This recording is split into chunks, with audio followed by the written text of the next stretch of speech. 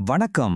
மாமுனிவர் அகத்தியரோட ஞானம் இன்னைக்கு இருக்கிற நம்மளோட வேகமான வாழ்க்கைக்கு ஒரு அருமையான வழிகாட்டின்னு சொல்லலாம். நம்ம அன்றாட பிரச்சனைகளுக்கு நடுவுல மன அமைதியையும் தெளிவையும் எப்படி கண்டுபிடிக்கிறதுன்னு அவரோட அருள்மொழிகள் மூலமா நாம தெரிஞ்சுக்க போறோம்.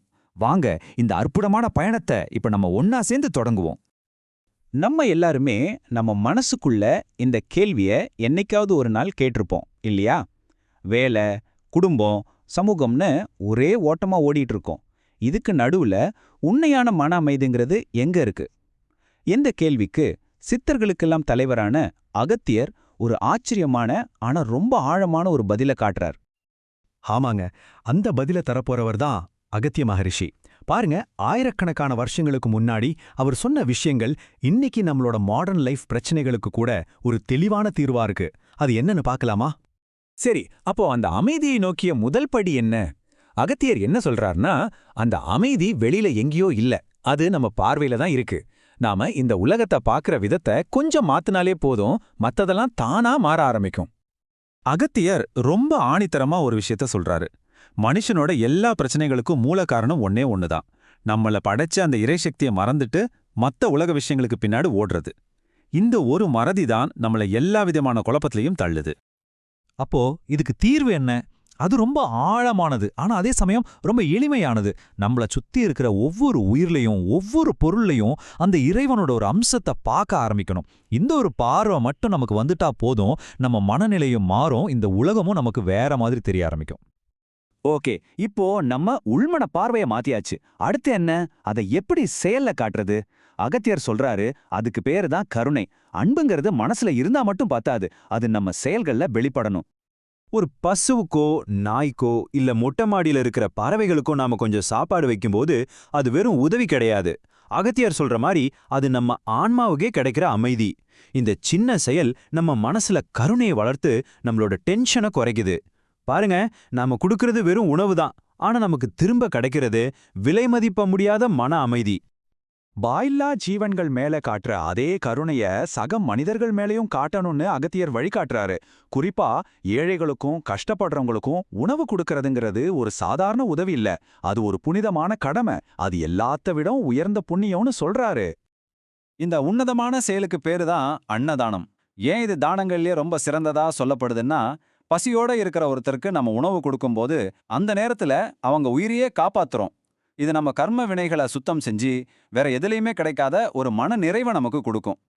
சரி, மத்த உயிர்களுக்கு சேவை செய்யறது மூலமா நம்ம மனசை ஒருநிலைப்படுத்தினதுக்கு அப்புறம் அகத்தியர் நம்மள அடுத்த கட்டத்துக்கு கூட்டிட்டு போறார். அதுதான் வழிபாட்டோட வலிமையை உணர்றது.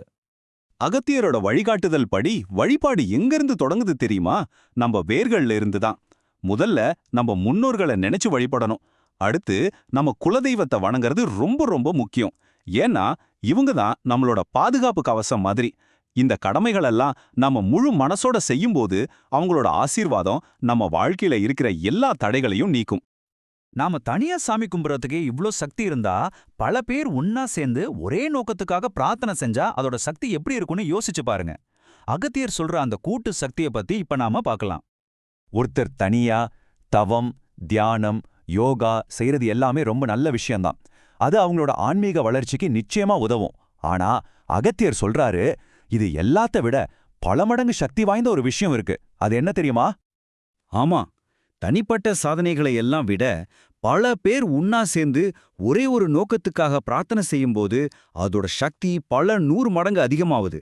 அங்க ஒரு பிரம்மாண்டமான ஆற்றல் உருவாகுது. கூட்டு பிரார்த்தனைங்கிறது சக்தி வாய்ந்தது மட்டும் அல்ல, அது ஒரு மிக உயர்ந்த புண்ணியச் செயல். பல பேர் ஒன்னா சேர்ந்து ஒரு நல்ல எண்ணத்தோட வேண்டிக்கிறப்போ அங்க ஒரு தெய்வீக அதிர்வு உருவாகுது.